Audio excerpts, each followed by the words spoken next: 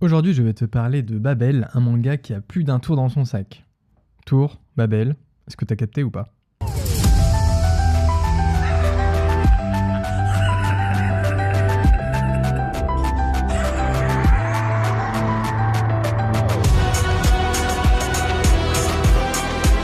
Je m'appelle Luffy et le roi des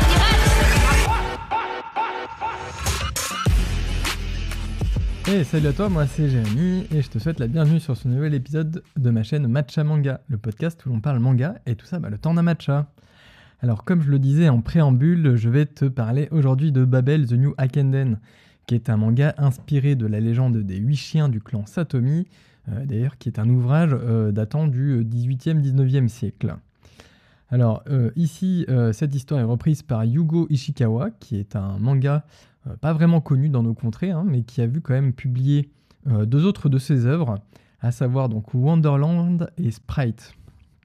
Bon, sinon, techniquement, c'est la 8e œuvre du coup manga de sa carrière et pas la dernière, puisque bien, depuis 2022, il planche sur un manga qui s'appelle Kotei no Imawari, et qui d'ailleurs, de ce que j'ai pu voir, m'a l'air aussi fort sympathique, notamment que ce soit entre les visuels et le résumé. En vrai, j'espère qu'il sera un jour édité en France.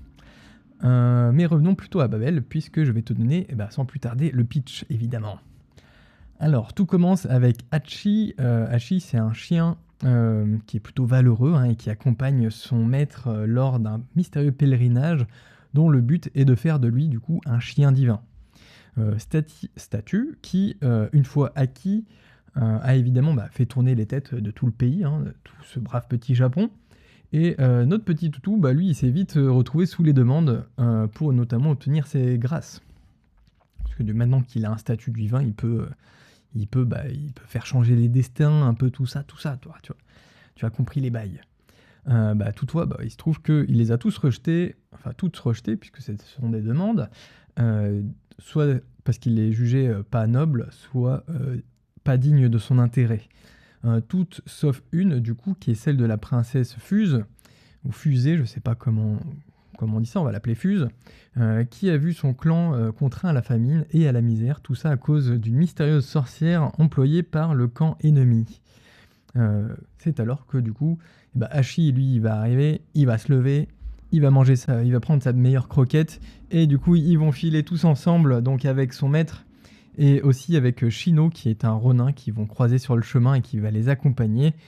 Et tout ce beau petit monde ils vont tous partir en route pour le village de la princesse, afin de l'aider à renverser la tendance. Voilà, grosso modo, c'est un petit peu ça le pitch. Donc maintenant, qu'est-ce que l'on pourrait dire de ce manga? Alors déjà, tu penses peut-être que du coup, ça va être un manga qui va être clairement chiant à mourir, puisque de base, il reprend du coup des codes qui sont déjà bien connus et bien établis. Limite, tu prends le scénario de base, c'est un petit peu... tu pourrais trouver ça dans genre faire un scénario pour les nuls, toi les livres là. Puisque du coup, tu as une princesse à sauver, tu vas avoir un chevalier servant bien pimpé, tu vas aussi avoir des guerriers à aller chercher, puisque, oui, je ne te l'ai pas précisé dans le pitch, ils vont devoir aller retrouver 8 héros qui sont pas définis, mais qui vont être un petit peu élus, tu vois, par la lumière, par la divinité, par je ne sais quoi, tu vois. Et tout ça pour déjouer les armées du mal, en somme. Donc ça va être vraiment le bien contre le mal, vraiment de l'état le plus strictement possible, quoi. C'est vraiment le paradis contre l'enfer, les méchants chrétiens contre les gentils bouddhistes. Voilà, ça va être... bref, c'est un peu du vu et du revu, si on prend un petit peu de hauteur sur la typologie du scénario. Mais par contre, détrompe-toi, parce qu'en vrai, malgré tout ça, ça reste vraiment une histoire pas comme les autres. Puisque tu vas y retrouver pêle-mêle, donc déjà un chien divin, donc c'est quand même pas rien, un toutou divin, une sorcière, tu vas aussi avoir des samouraïs, bien sûr. Tu vas avoir du Japon féodal, comme tu te le visualises très très bien maintenant, j'imagine.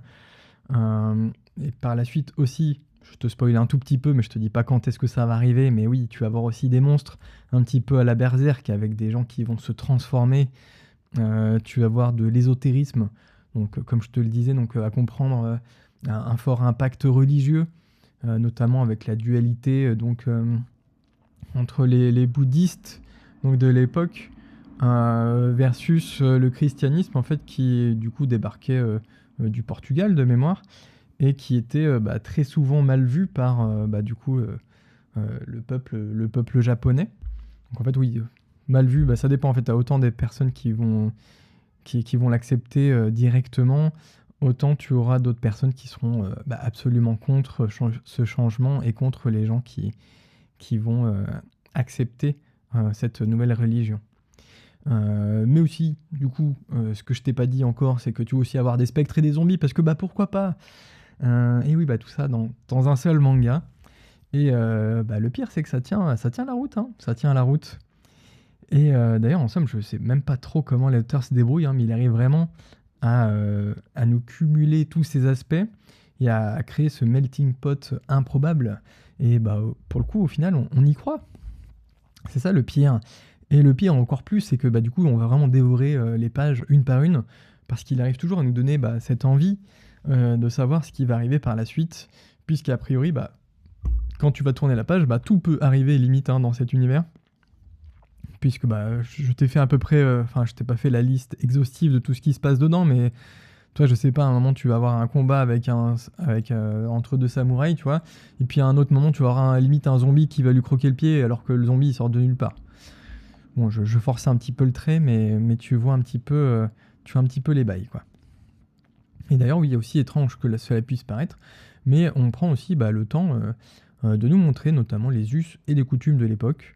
Rien qu'avec déjà la scène d'entrée, avec le pèlerinage entre du coup le maître dont j'ai oublié le nom et Hachi le super toutou, qui au final, en vrai, il n'est pas plus important que ça, parce que tu nous aurais juste dit et posé les bails que du coup il y a un toutou divin qui va aider une princesse.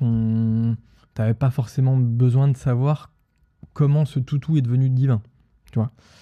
Mais oui, sinon tu as aussi des cérémonies ou des moments de prière qui ramènent un petit peu de l'or et d'imprégnation de ce côté religieux de l'œuvre. Son côté aussi, les moments d'échange aussi avec plein d'autres petits chiens qui vont croiser la route des héros ici et là. Ils seront toujours... en gros, tu auras vraiment la symbolique la symbolique, ouais, c'est même pas une symbolique, tu auras vraiment des figures de chiens qui vont apparaître par moment et qui serviront du coup de guide aux héros. Toi, genre, tu vois, s'ils sont perdus, ils vont dire putain, mais là-bas, le chien se dirige, le chien qu'on a croisé et qu'on a sauvé sur la route, tu vois, il se dirige à gauche. Je pense qu'on va suivre ce chien, il est là pour nous aider. Donc voilà, ils seront accompagnés de chiens assez régulièrement. Et tout ça aussi, oui, alors que de l'autre côté, du coup, ça fuse vraiment à certains moments. Fuse, donc pas comme la princesse, par contre, cette fois-ci. Et du coup, les situations, par exemple, à des moments, ouais, tu as des situations qui vont se monter et ensuite qui vont être résolues assez vite, au final, puisque les mini-arcs vont s'enchaîner assez vite. Il y a quoi, il y a 10 tomes, je crois. Oui, c'est ça, il y a 10 tomes. Et ouais, franchement, les premiers, ils ont pas mal de choses à raconter, puisque déjà, je te rappelle qu'ils vont devoir trouver donc 8 guerriers. Donc je ne sais pas si... Là, j'ai pas encore fini le manga. Donc je ne sais pas s'ils vont trouver au final ces 8 guerriers ou pas. Mais du coup, ils ont 8 guerriers, il y a 10 tomes. Donc déjà, tu peux te dire que toi, un mini-arc, un guerrier, toi, ça va assez vite, hein. Enfin, ils vont pas avoir trop le temps de se dire, ouais, tiens, on va te raconter un petit peu toutes les prières et tous les moments assez anodins, on va dire, de la vie des gens. Parce que, ou alors toi, si on te le montre, c'est que derrière, va falloir enchaîner un petit peu, quoi. Enfin, après, oui, je dis arc, mais bon, c'est plutôt, oui, des moments de récit à part, on va dire. Ouais, donc oui, des arcs narratifs, quoi, du coup, en somme. Hein, ouais, merci Jérémy de cette nouvelle. Mais ouais, du coup, d'un côté, ça fuse de ouf. Et d'un autre côté, du coup, l'auteur va quand même se permettre de nous imprégner un petit peu de cet univers. de nous montrer un petit peu ce qui se passe pour qu'on puisse comprendre davantage du coup, les tenants, les aboutissants. Que dire de plus? Oui. Si, comme moi, tu es un aficionado de cette époque aussi, d'ailleurs, si tu as aimé Vagabond, si tu as aimé Samurai Deeper Kyo, si tu as aimé Keiji, et j'en passe, hein, là, comme ça, oui, c'est les 3 premiers qui me viennent un petit peu en tête. Bref, donc en somme, cette période samouraï au Japon, hein, cette période Edo, qui n'est pas forcément que la période Edo, mais bon, bref, tu m'as compris, période samouraï Japon, qui dose fort l'honneur et les combats au sabre, hein, évidemment, et tu vas être servi comme il faut, parce que je peux te le dire, mon copain, que du combat, il va y en avoir, et pas qu'un peu. Ce qui, pour le coup, est d'ailleurs assez directement mis en valeur, puisque déjà, rien que sur le premier tome, déjà, tu as la chevauchée du tout divin en mode solo, 1v1, enfin 1v plein, du coup, qui va bouffer la moitié de l'armée adverse pour ensuite décapiter le général ennemi à la demande du coup de la princesse, qui était son vœu. Je t'ai un petit peu spoilé le truc, mais ça, on le sait directement quasiment. À peu près, ouais. Dans le tome 1, on le sait. Je t'ai pas raconté trop de trucs, t'inquiète pas. Mais déjà, rien que déjà, cette action, elle te pose bien les bails comme il faut. Et puis bon, je vais pas tout spoiler non plus, parce que là, j'en suis au tome 8. Mais tu as aussi un sacré moment dans une arène, notamment en mode combat pour la survie, qui rappelle Gladiateur, des choses comme ça. Tu vois les arènes romaines, là c'est pareil, ils vont toute une arène romaine au plein Japon, en avant. Ou encore, oui, la bataille aussi pour reconquérir un château, où tu vas avoir des navires, tu vas avoir des canons, des dragons, du cyborg, bref, j'en passe des vertes et des pas mûres, quoi, mais ouais, je t'ai dit, hein, c'était un sacré melting pot, ce manga, c'est quelque chose, franchement très très bien, notamment sur les combats. Et allez, oui, quand même un dernier mot sur le style de dessin, parce qu'il faut quand même y revenir un petit peu dessus. Bon là, par contre, c'est un petit peu particulier, puisqu'il est clairement possible qu'il ne plaise pas à tout le monde. Hein. C'est pas un dessin qui est facile, il n'est pas hyper détaillé, il n'est pas forcément facile pour tout le monde, notamment parce que je trouve que l'auteur utilise pas mal d'outils numériques, notamment pour faire des flous, ou alors des sortes de mouvements de caméra, tu vois, qui vont être assez peu subtils, en somme. Toi, tu sens que ça n'a pas été fait à la main.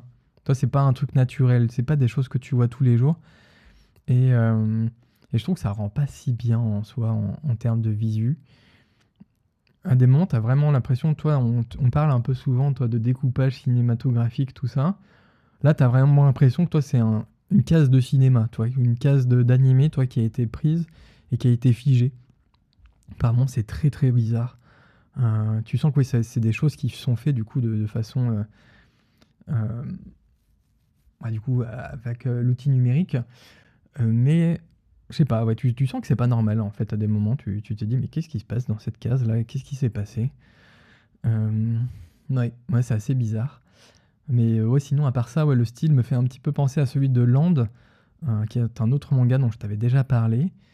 J'avais déjà écrit dessus, ou je t'en ai déjà parlé. Je sais plus si j'avais fait un podcast ou je crois que j'ai plus un post sur mon compte Insta qui me revient de mémoire. Je pense pas avoir parlé de Land, ou peut-être un petit peu dans un podcast, mais pas plus que ça.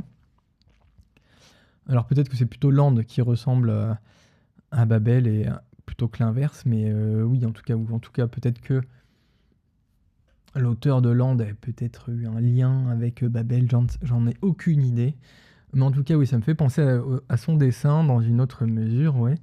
Notamment avec des décors que je trouve vraiment bien travaillés. Et par contre, oui, des personnages au style différent. Je dirais pas forcément qu'il est plus simpliste par rapport au décor, mais je trouve qu'à des moments, ça dénote vraiment par un petit peu comme s'il sortait du cadre. Alors oui, c'est un petit peu difficile à te décrire comme ça, mais ouais, j'essaierai de te montrer donc, des exemples sur la publication Insta dédiée à cet épisode. Ouais, j'ai vraiment quelques cases, enfin pas mal de cases en mémoire, enfin en tête là, comme ça. Faudrait que je les retrouve et que je te mette vraiment ces cases bien précises, du coup, pour t'imager un peu le truc. Mais ouais, c'est assez bizarre. Alors après, souvent, des fois dans les mangas, toi, tu as des personnes, enfin, du coup, tu as l'auteur qui va être plus centré sur les personnages notamment, et tu vas avoir des gens qui vont être plus focus sur les décors. C'est quelque chose qu'on explique plutôt pas mal dans... Mince, du coup, j'ai perdu le nom du manga. Dans Bakuman. Voilà, j'y suis arrivé. Dans Bakuman, ouais, on te décrit un petit peu tout ça.